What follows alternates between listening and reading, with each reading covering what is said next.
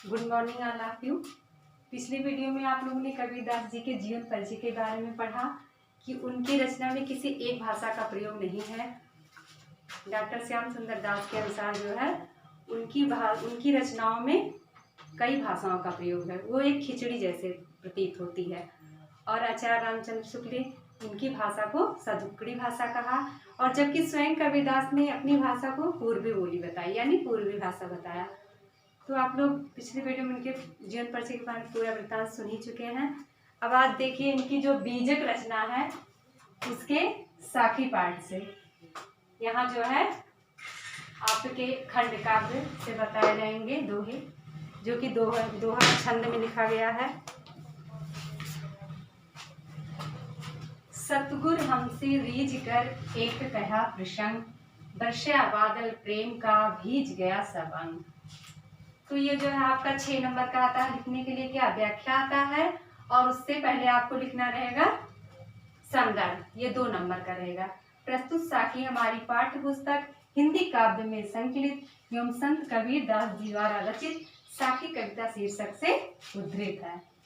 उसके बाद आप प्रसंग में बताएंगे जो भी दोहे में रहेगा, कि जैसे इस दोहे में कबीरदास जी ने हमारे जीवन में गुरु के महत्व को दर्शाया है, अर्थात हमारे जीवन में उनका जो है कितना महत्व है ये बताया है।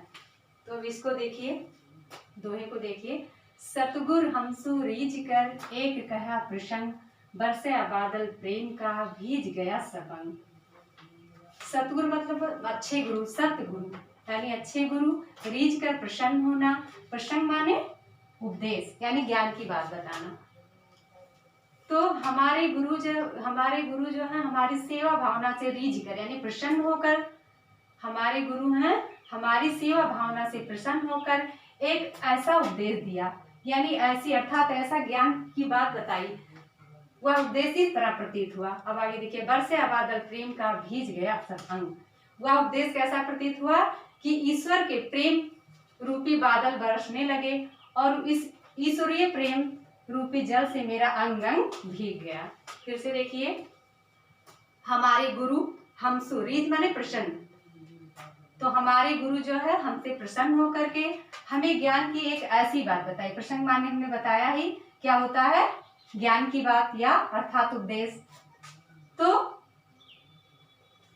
हमारे गुरु हमसे प्रसन्न होकर हमें ज्ञान की ऐसी बात बताई या ऐसा उपदेश दिया जो इस तरह प्रतीत होता है जैसे ईश्वर का प्रेम रूपी बादल बरसने लगा, और उस प्रेम रूपी वर्षा से मेरा अंग अंग भीग गया। उम्मीद है इतना समझ में आया होगा। अब आगे देखिए, राम नाम के पट तरे देवे को कछनाए, क्या ले गुरु संतोष ये हौस रही मन माए। कबीरदास जी ने इसमें भी गुरु के बारे में बताया है कि हमारे गुरु ने हमें राम नाम का ऐसा ज्ञान दिया है कि उनके समान मेरे पास उन्हें देने के लिए कुछ भी नहीं है, अर्थात संसार में कोई भी वस्तु उनके समकक्ष नहीं है। क्या ले गुरु संतोष ये हौस रही मन माए। संतोषी माने संतुष्ट होना। तो मैं अपने गुरु को क्या दूं जिससे वह संतुष्ट हो जाएं। क्या ले गुरु संतोष ये, तो मैं अपने गुरु को ऐसी कौन सी वस्तु दी कि जिससे वो संतुष्ट हो जाएं।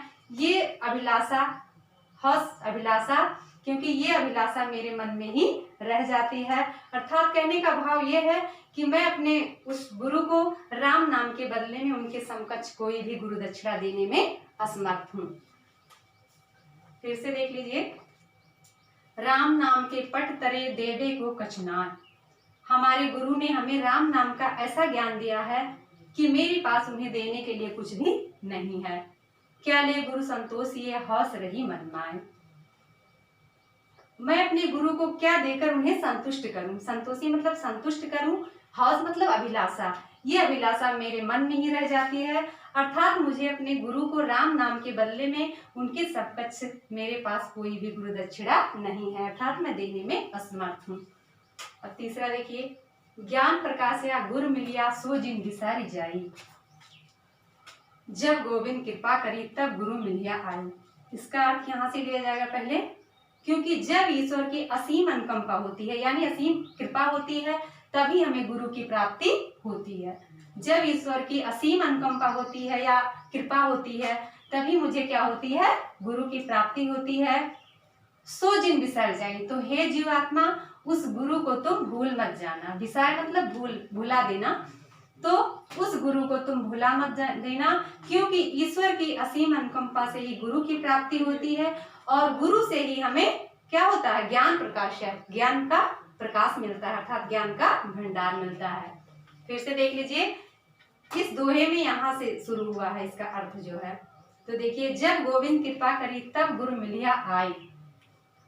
जब कबीरदास जी क्या कह रहे हैं कि जब ईश्वर की असीम अनुकंपा अर्थात असीम कृपा होती है, तभी हमें गुरु की प्राप्ति होती है। तो हे जीवात्मा जिन बिसारी जाई मतलब भुला देना, किसी को बिसार देना।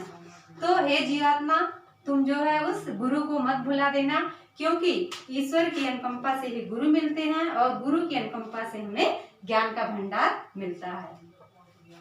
आगे देखिए, माया दीपक नर पतंग भ्रम भ्रम युवे पड़ती, कहे कबीर गुरु ज्ञान थे एक आध उपरत। अब इसमें जो है कबीर ने इस संसार को माया रूपी दीपक के समान बताया है। इस दोहे में जो है कबीरदास जी ने इस संसार को माया रूपी दीपक के समान बताया है, और नर माने मनुष्य, और मनुष्य को क्या बताया है, पतंगे के समान बताया है। कि जिस प्रकार माया रूपी दीपक पे पतंगा जो है उसके सौंदर्य के मुग्ध होकर अपनी जान को गंवा देता है, उसी तरह इस माया रूपी दीपक पर मनुष्य जो है भ्रम में पड़ करके अपने जीवन को गंवा देता है। कहे कबीर गुरु ज्ञान थे एक आध उपरंत, एकाध लोग ही बच जाते हैं जो कि गुरु ज्ञान से, जो कि गुरु का ज्ञान प्राप्त करते हैं, इससे एकाध लोग ही उबर पाते हैं। फिर से देख लीजिए, माया दीपक नर पतंग भ्रम भ्रम युवे पड़ती। तो कबीरदास जी ने इस संसार को माया रूपी दीपक बताया है और मनुष्य को, नर मतलब मनुष्य को पतंगे के समान बताया है। कि जिस प्रकार पतंगा जो है दीपक में मुग्ध होकर जाता है और लास्ट में अंतिम में क्या हो जाता है, उसकी मृत्यु हो जाती है, तो उसी तरह मनुष्य भी इस माया रूपी दीपक में पढ़कर यानी भ्रम में पढ़ करके अपनी जान को बाद में गंवा देता है। कबीरदास जी कहते हैं कि एकाध लोग ही गुरु के ज्ञान से उबर पाते हैं, अर्थात इससे छुटकारा पा सकते हैं। अब पांचवा देखिए, जब मैं था तब गुरु नाय, अब गुरु हैं हम नाय, प्रेम गली अति साकरी तामे दो न समाए।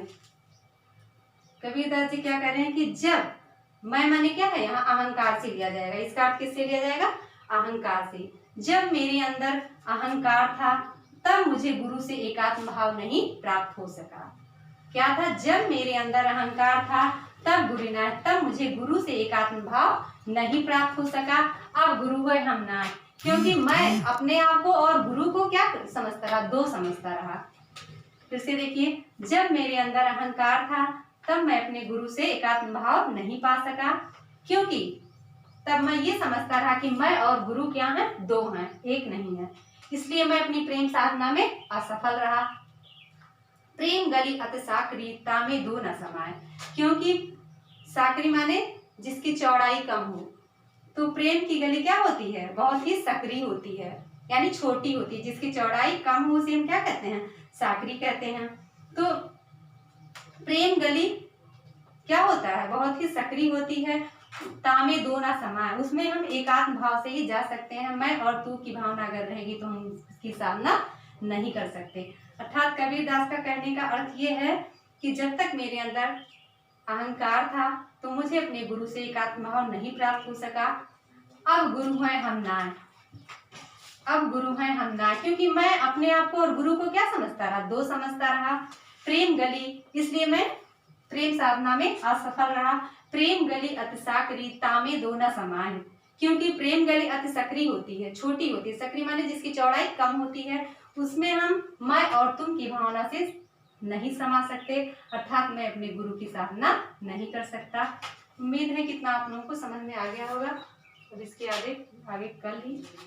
बहुत बहुत धन्यवाद।